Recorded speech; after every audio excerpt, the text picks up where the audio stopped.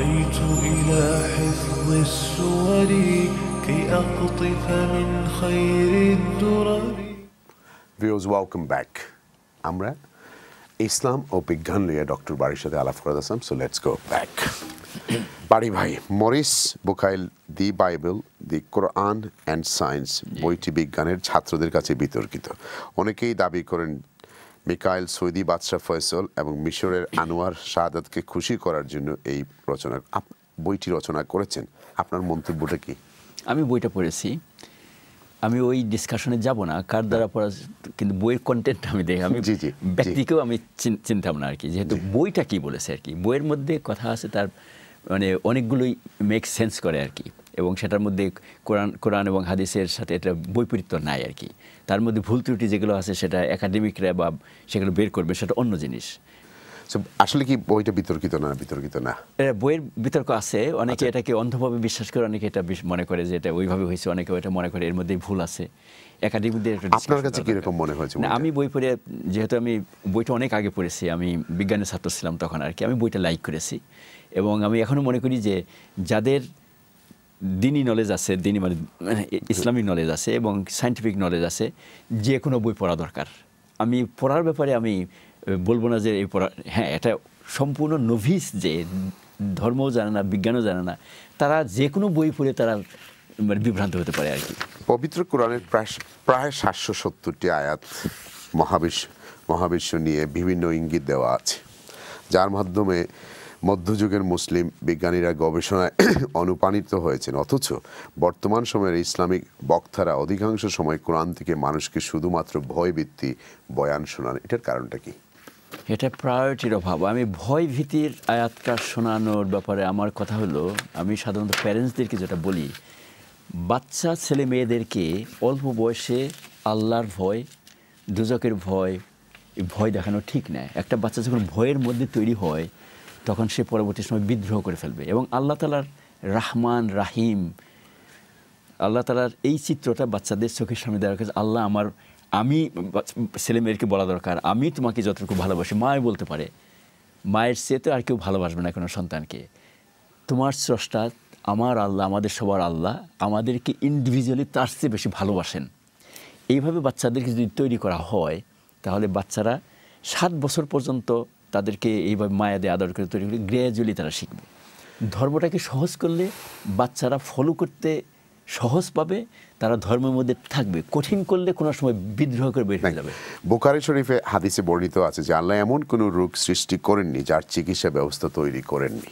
তার মানে তো উনি ইঙ্গিত দিচ্ছেন যে আমরা খুঁজতে হবে, বাইর করতে হবে আল্লাহ। সো তার মানে মানুষের কাজ হচ্ছে চিকিৎসা ব্যবস্থা খুঁজে বের করা। সেক্ষেত্রে বিজ্ঞান ছাড়া তো এটা অসম্ভব। এই জন্য তো বিজ্ঞান এবং ইসলামের সাথে সংঘর্ষ নাই। ইসলামিক বৈজ্ঞানিকরা করেছেন এটা একটু বিস্তারিত। এটা ইবনে সিনা ওয়াজ দি বলা চলে টিচার অফ মেডিকেল সায়েন্স বলা হয় আর কি। তিনি তো মানে দিনের দিক থেকে জ্ঞানী ছিলেন, দুনিয়াবী দিক থেকে ছিলেন। একটা কথা হলো যে আল্লাহ তাআলা দুনিয়ার everything has Saint for our service. দুনিয়াতে যা কিছু আছে, আকাশ বাতাস থেকে শুরু করে এই দুনিয়ার এভরিথিং ইজ আওয়ার সাবসার্ভিয়েন্ট। যেহেতু আমরা আল্লাহর প্রতিনিধি, জিনিসপত্র মানে যা কিছু এভরিথিং ইজ আওয়ার সাবসার্ভিয়েন্ট। সুতরাং এটাকে ইউজ করতে হলে এটার সম্বন্ধে জানতে হবে কোন গাছের কি কোয়ালিটি আছে। বিজ্ঞান আমাদের দরকার, বিজ্ঞান দরকার আমাদের।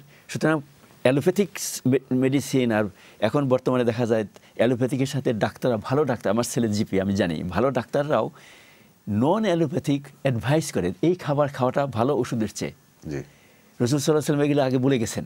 সুতরাং there is no contradiction, there is no clash. এটা আমরা নিজেরা তৈরি করেছি বিকজ অফ ইগনোরেন্স। এই দুনিয়া কিছু না, সব হচ্ছে আখেরাত।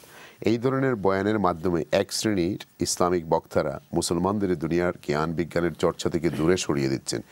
এ ধরনের বক্তব্যের উদ্দেশ্য কি? উদ্দেশ্য একটা হলো অজ্ঞতা।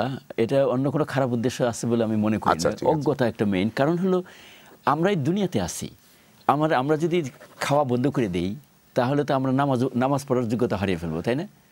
আমাদের যে শারীরিকভাবে দুর্বল অসুখ হয়ে যাব। তো আল্লাহ তাআলা এই শরীরটাকে নিয়ামত করেছেন, দুনিয়াটাকে আমাদের খাবার দাবার এভরিথিং দুনিয়াটাকে আগে থেকে তৈরি করে রেখেছেন তো আল্লাহ আমাদের জন্য। আল্লাহ তাআলা এমনি ধাক্কা দিয়ে পাঠিয়ে দেন নাই। everything was prepared for Adam alayhi salam, Hawa alayhi salam to live a life in this society, in this planet. সুতরাং মানুষ এগুলো আগে জানতো না, এখন জানার কারণে মানে ব্যবহার করে, অনেকে অপচয় করে। এখন বর্তমানে দেখা যায় একটা প্রশ্ন, এটা খুব সোশ্যাল মিডিয়াতে ভাইরাল হয়, নীল আর্মস্ট্রং চাঁদে গিয়ে চাঁদের ফাটল দেখে ইসলাম গ্রহণ করেছেন, এই ধরনের অপমানিত এবং প্রপাগান্ডা কি ইসলামের কোনো মর্যাদা বৃদ্ধি করে? কোনো উপকার নিয়ে আসবে না। ইসলাম অমুক বা তমুকের গ্রহণের মাধ্যমে ইসলামের বাড়ে না, বরং ইসলামের মাধ্যমে মানুষের ইজ্জত বাড়ে। আর এটা প্রমাণ হয়েছে বা এটার কোনো মানে ফ্যাকচুয়াল কোনো এভিডেন্স নাই আর কি। পৃথিবীর সব কিছুই কোরআন থেকে সৃষ্টি হয়েছে, পর্যাপ্ত প্রমাণ ছাড়া এই ধরনের তাবহিক বা কি কোরআনের মর্যাদা কি বৃদ্ধি করে? কালামে পাকের মধ্যে দুনিয়ার মানুষকে সভ্য, ভদ্র, সামাজিক এবং আল্লাহর খলিফা হিসেবে চলার সমস্ত রাস্তা বলা আছে। তার মানে এই না যে কোরআনে পাকের মধ্যে সায়েন্টিফিক থিওরি দেওয়া আছে, অথবা এটা তো আমরা ক্রিয়েট করতে হবে, এটা আমাদেরকে ক্রিয়েট করতে হবে। কোরআনে পাকে হিস্টোরি বলা হয়েছে যে অতীত জাতির ভুল থেকে শিক্ষা গ্রহণ করো। তো কোরআনটা হলো একটা হেদায়েতের গ্রন্থ হিসেবে নিতে হবে। এটাকে সায়েন্সের বই, ইকোনমির বই, হ্যাঁ ইকোনমিক অনেক ethical guideline is the best word, গাইডলাইনগুলো দেওয়া আছে। কিন্তু এটা তো মানে কোরআনটাকে কেউ মানে আধ্যাত্মিক বই, ইকোনমিক্স বই, পলিটিক্সের বই এগুলো বললে তো ভুল হবে। এটা আল্লাহ তাআলা কোরআনের অবমাননা করা হবে এটাকে। আমলের পাশাপাশি কোরআনকে গবেষণামূলক গ্রন্থ হিসেবে মর্যাদা না দিয়ে বর্তমানে অনেকে কোরআনকে শুধুমাত্র ধর্মীয় পুস্তক হিসেবে দেখা হয়, আর আমল থেকে বেহেশতে যাওয়ার গ্রন্থ হিসেবে বিবেচনা করেন। এতে কি বিজ্ঞান চর্চায় মুসলমানরা পিছিয়ে পড়েছেন? বিজ্ঞান চর্চায় পিছিয়ে যাওয়ার সার্বিক হলো ওভারঅল নলেজের অভাব। সেখানে হলো কোরআনের নলেজের অভাব, দুনিয়াবি নলেজের অভাব। কোরআন তো শুধু আখিরাতে যাওয়ার পথ না, দুনিয়ার তো সবকিছু আছে। দুনিয়াতে কি করব, মা বাবার প্রতি কি করব, আপনি শুক্রবারে নামাজ ঝুমুর সূরা পড়লে পাবেন, আপনি মা বাবার প্রতি আপনার কি কর্তব্য, ছেলেদের প্রতি সবকিছুই তো এখানে আছে। এবং সূরা হুজুরাতের মধ্যে কার সাথে কিভাবে ব্যবহার করতে হবে, কাউকে অপমান করা যাবে না। পুরুষদেরকে বলা হয়েছে তোমরা এ করো না, নারীদেরকে বলা হয়েছে কারণ তুমি যাদেরকে অপমান করো তারা তোমাদের চেয়ে ভালো হতে পারে। মরার পরে সম্পত্তি কিভাবে যাবে, মানে সবকিছু এভরিথিং ইজ দেয়ার। সো আমরা যদি এটাকে শুধু আখিরাতের জন্য চিন্তা করি তাহলে কি সঠিক হবে? দুনিয়াটা হলো আখিরাতের স্টেপিং গ্রাউন্ড। মানে দুনিয়া ছাড়া আমাদের অস্তিত্ব ধ্বংস করে তো আখিরাত হতে পারে না। আল্লাহ তাআলা দুনিয়াটা করছেন সো দ্যাট দুনিয়াতের মধ্যে আমাদেরকে যে ভালো মন্দ আমাদের সত্তার মধ্যে দিয়েছেন, ফুজুর এবং তাকওয়া, এটার সুব্যবহার করে, তাকওয়াকে ব্যবহার করবো, ফুজুরকে পরাজিত করে আমরা ভালো মানুষ, ভালো নাগরিক, ভালো মুসলিম হিসাবে আমরা দুনিয়াটাকে আবাদ করব। দুনিয়াকে যদি আমরা একটা আল্লাহর বাগান হিসেবে চিন্তা করি, আমরা এই বাগানটাকে সুচারুরূপে সম্পন্ন করব। আমরা দুনিয়াতে যদি আমি নিম্নতম বাগানও সংরক্ষণ করতে না পারি, আল্লাহর বড় বাগানকে আমরা কি করব? We are really failure then, total failure. আচ্ছা, পৃথিবীতে তো কোনো স্কুল কাউকে ফাঁস দেয় না, কিতাব ফাঁস দেয় না। তো আমরা যদি কিতাব না পড়ি, আর আমাদেরকেও তো এই কিতাব ফাঁস দিবে না, আমাদের কোনো মৌলানা ফাঁস দিবেন না দিবেন। কিতাব পড়তে হবে, অর্থ বুঝতে হবে, অর্থ বুঝে এটাকে প্র্যাকটিস করতে হবে। প্র্যাকটিস শুধু না, মুসলমানদেরকে বলা হয়েছে যে প্রত্যেকটা মানুষের কাছে তোমার দিনের বাণী পৌঁছে দাও। তার মানে এটা মানুষকে ছড়িয়ে দিতে হবে। ছড়িয়ে দেওয়ার আবার টেকনিক অবলম্বন করতে হবে। দরজায় নক করে যায় ইসলাম গ্রহণ করেন এটা বললে হবে না। এই দেশে ইন্টেলেকচুয়ালি সুপ্রিমেসির মাধ্যমে বই লিখতে হবে, মানুষের সাথে ইন্টেলেকচুয়াল কথাবার্তা বলতে হবে, সমাজের সাথে মেলামেশা করতে হবে। মেলামেশা করলে বুঝবে যে আমার জীবন সুচারুরূপে সম্পন্ন, কিন্তু আমি যে কাজগুলো করি এটার মধ্যে যুক্তি আছে, এই সমাজের উপকার হবে, কিন্তু আমি ধর্মের ভিত্তিতেও কথা বলি। তখন তারা অবশ্যই আমাদের ভক্ত হবে, আমাদেরকে ভালোবাসবে, অথবা ঘৃণা করলে ঘৃণাটা কমে যাবে। রাইট। আপনি ইসলাম এবং বিজ্ঞান নিয়ে 1 মিনিটে আমাদেরকে কিছু বলেন বাড়ি ভাই।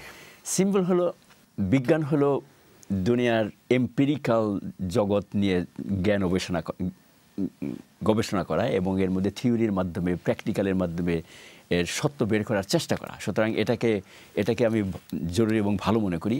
অন্যদিকে ইসলাম যেহেতু একটা আল্লাহর ধর্ম এবং কোরআনে পাকের মধ্যে এবং সহিহ হাদিসের মধ্যে মানবজাতির পরিচালনার সমস্ত কিছু বলা আছে, এখানে ব্যক্তিগত, সামাজিক, রাজনৈতিক, পারিবারিক সব কিছু বলা আছে আর কি। সেই হিসাবে একজন বিশ্বাসী হিসাবে, আবার বিশ্বাসী হতে হলে এলেমটা দরকার।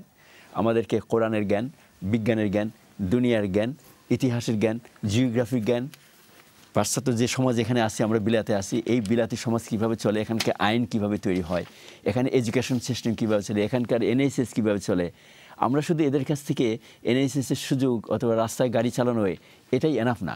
এই সমাজকে আমরা দিতে পারি যদি কোরআন ধর্মের সাথে আমাদের ধর্মের সাথে বিজ্ঞানটাকে মিলিয়ে ফেলে। আমাদের কেউ সায়েন্টিস্ট হবে, কেউ রিসার্চার হবে, আবার কেউ ধর্মীয় পণ্ডিত হয়ে তারা মানুষকে ধর্ম জ্ঞান দিবে।